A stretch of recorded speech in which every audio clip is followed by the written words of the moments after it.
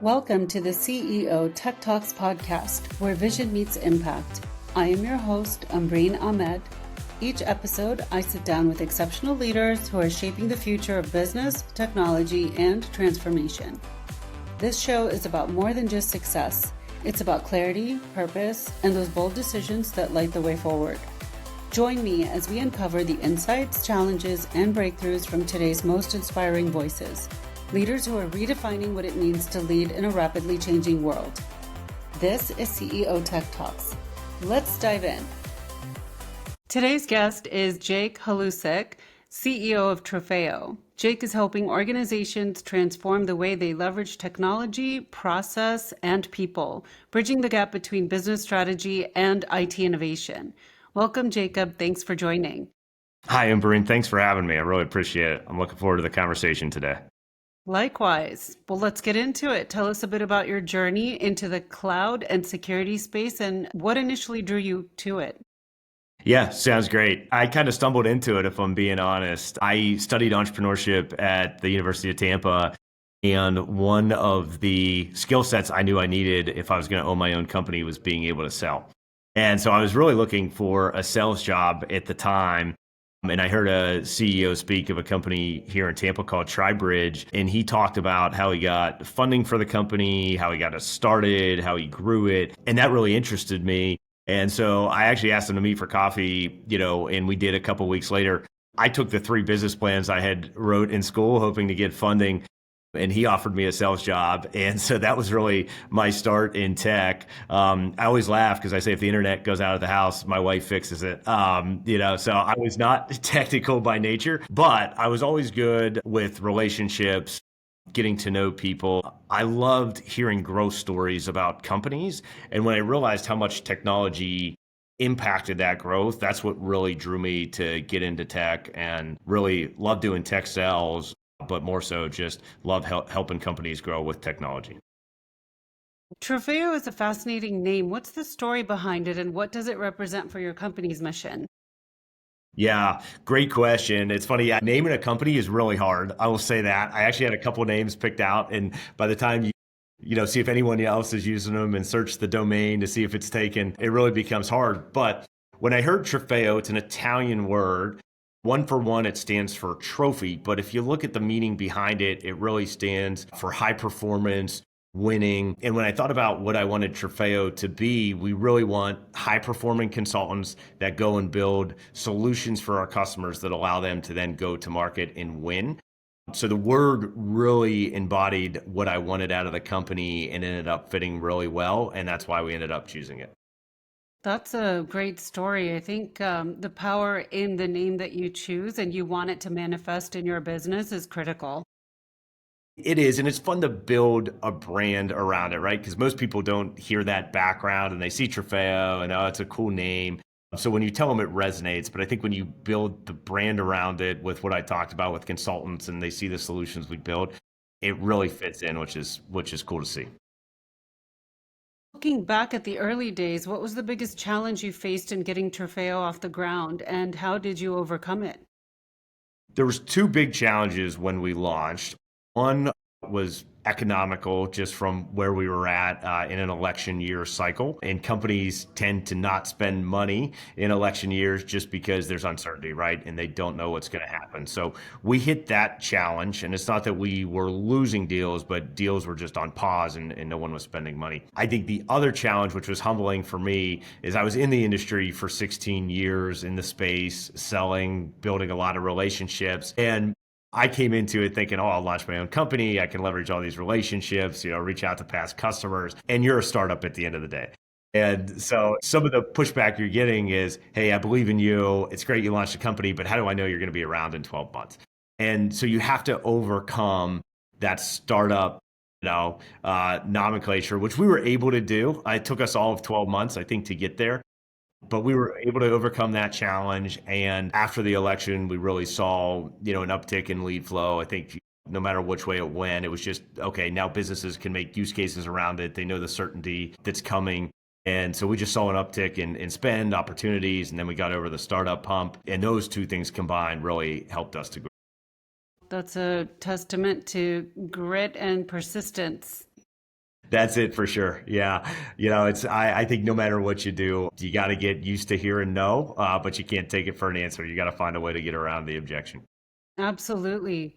So the cybersecurity market and cloud market is highly competitive. What do you see as Trofeo's primary differentiators that make you stand out? Yeah, there's a couple things. You're exactly right. It is highly competitive. We chose to go with Microsoft as a partner, and we're 100% Microsoft focused. We deliver their solutions around infrastructure, security, data, and AI. But what that allows us to do is hire employees with certifications, with skill sets in those product areas. And so instead of trying to be too thin and a jack of all trades, we really narrow down and can execute and be a master of the trade in the areas we focus in. I would say the other thing that makes us a little different is we really focus on the mid-market customer. And so that makes a difference for us. When we looked at the landscape, we felt like the mid-market was really underserved from a professional services perspective on the cloud side with migration strategy. How do we rebuild applications to be cloud native? And then on the security side, what we saw was a lot of companies didn't want to service the mid-market. They wanted the big deals in the enterprise space. And so they had built the solution for the enterprise space along with the pricing. And then we saw really little providers that, were doing kind of, hey, here's an out of the box security solution, but it's a one size fits all. And so we saw this gap in the market, and that ultimately we went out, we built our own managed security operations center that's 24/7, which was a big investment for us. And we leverage all the Microsoft tools from an endpoint detection perspective. Microsoft Sentinel is their SIM, and our team can manage those tools and respond to incidents as we see them. But I think most importantly, we built it for the mid-market. We priced it for the mid-market. And so that has made us stand out in the segment we play in. Okay. Wow, so you have your own SOC. We do, yes. Wow, that's exciting. How big is your team? So on the SOC side, we have about 30 people in total that oversee the SOC. Are keeping an eye on our customers, and that'll continue to grow pretty quickly as we continue to add customers. And they're both based in the U.S. and international, so that we can have that 24/7 coverage. Nice. So what does a typical day look like for you as CEO of Trofeo? Yeah, a few things really. I keep a list of priority items. I think that's my biggest things, the things that I need to knock out. And it's supporting the team that I put in place. That's my biggest job, I think, as CEO, right? It's not telling them what to do. It's not a top-down organization. One of the big reasons I started Trofeo was I wanted an entrepreneurial culture. We hire, with that mindset. We want people to come up with ideas. I don't care if you get your work done at 2 p.m. or 2 a.m. as long as it's done on time and the work product is good. That's what I'm looking for. And so my job is to support that entrepreneurial culture and that entrepreneurial thinking. I think that's one of the biggest things, I do. And then, the other thing is I'm very focused on a top of funnel on the revenue side of making sure we have enough opportunities in the pipeline to keep our team busy, so we can continue to hire and bring on more people. And so that's where a lot of my time and focus is spent on a day-to-day. And what major shifts are you seeing in your industry right now? I would say there's two major shifts that are coming into play in the market right now. One of those is on the security side. And I think what we're seeing is that attacks are getting more sophisticated. In fact, if you look at the percentages, like in 2024, there was roughly about 50% of attacks that were leveraging AI. And if you look at the stat from 2025, we're up to 77% of cyber attacks are leveraging AI. So this means the bad guys have the AI, they're using it, it's changing the amount of attacks they can do, and it's changing the sophistication of those attacks. The other thing we're seeing is that nearly 50% of all attacks are in the SMB space. So we're seeing them drive away from the big enterprise organizations, and we're seeing them come downstream. And a lot of the SMB companies, unfortunately, just don't have security tools in place. A lot of what we hear is, oh, we're too small, they aren't coming after us. And that is just not true. So those are changes we're seeing on the security side. I would say the other area we're seeing a big push in is around AI, right? It is a hot topic. It is here to stay. Companies are leveraging it. And there's a lot of pressure from a board perspective, from an executive perspective in these companies. They're saying, what is our AI strategy? And these companies don't really know where to start. And so helping them get through that and think through what should our AI strategy be is a big thing we've been seeing. And we have quite a few deals and solutions being built in that space right now. So, what would you recommend as an AI strategy to your clients that you might have yourself for your business? The biggest thing is starting with a business use case. I think people think about AI and they start thinking of it so big, right? And you have to break it down to let's really think about the business use cases. Are we going for operational efficiency? Are we going for automation? What do we want the business outcome to be? Let's start there, and then we work backwards. And we take them through a workshop to get there.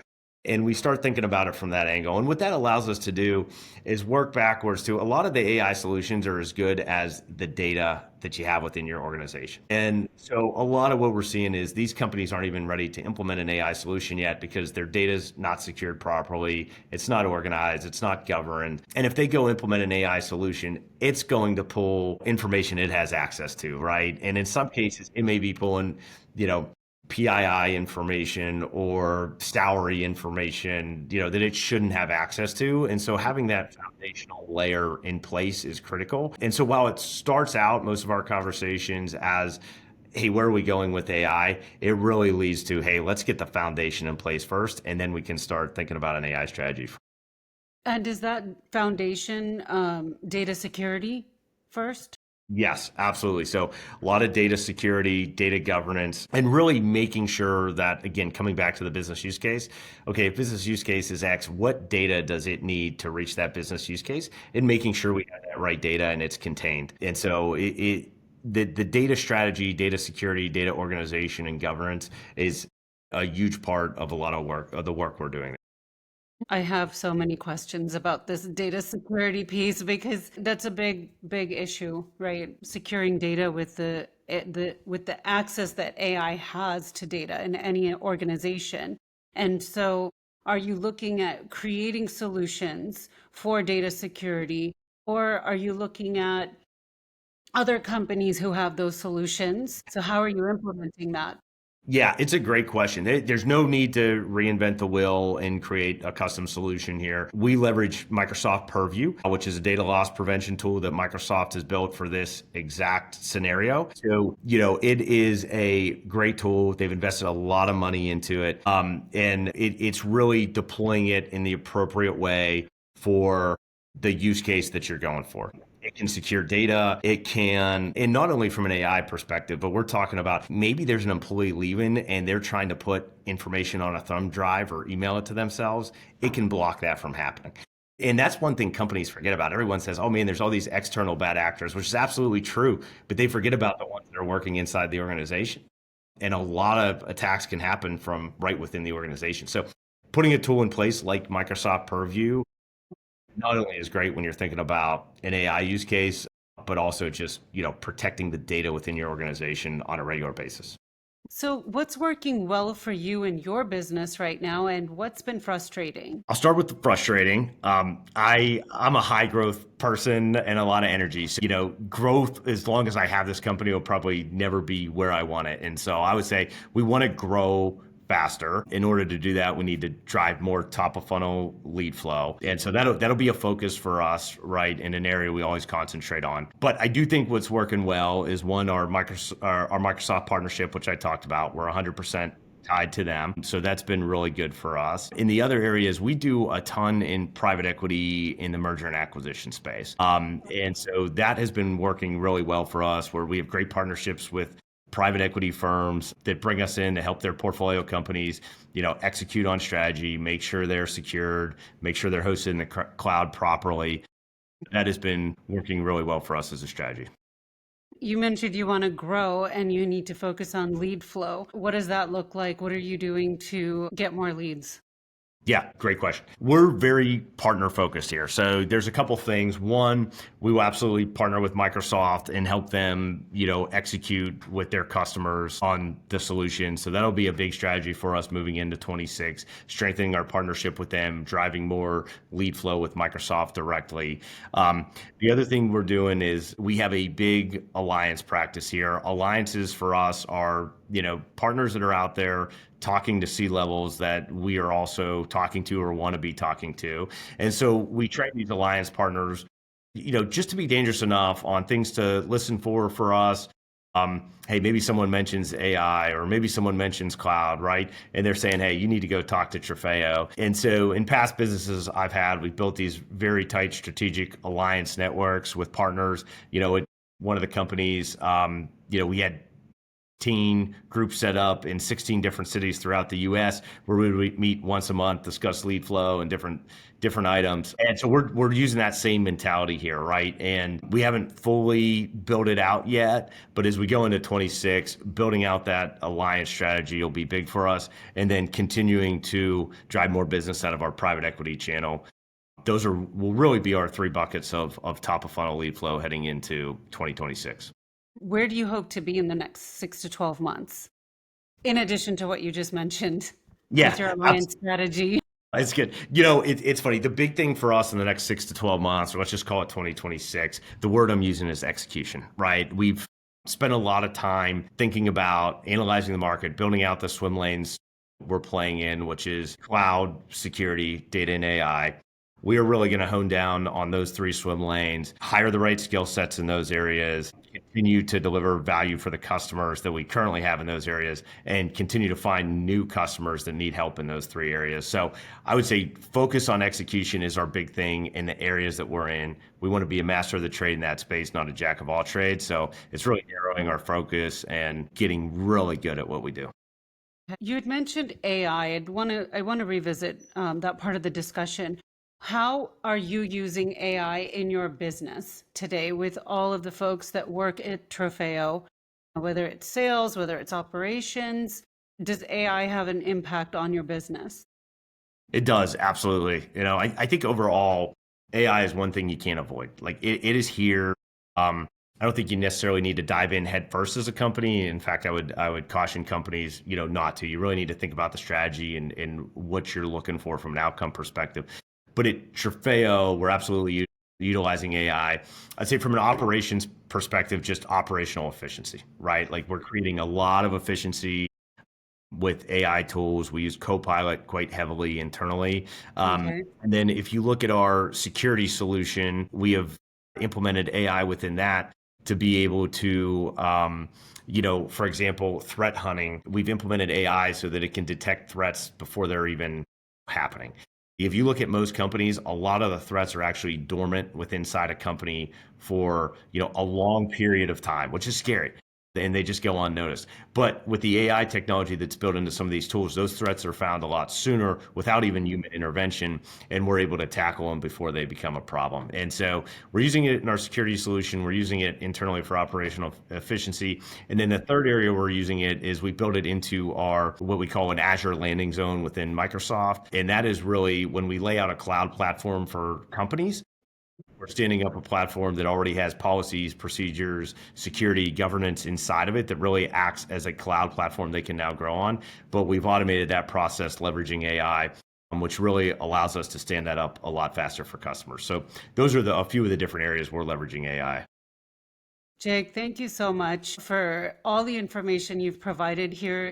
Everything you have said truly resonates with your brand of TROFEO and about what you do day to day. Thank you for joining.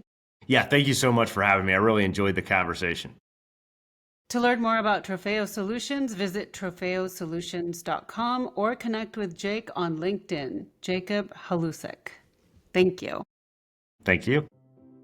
Thank you for joining CEO Tech Talks. I hope today's conversation sparked new insights and inspiration for your own leadership journey. Until next time, stay inspired, stay visionary, and keep leading with light. Brought to you by Neura AI Consulting.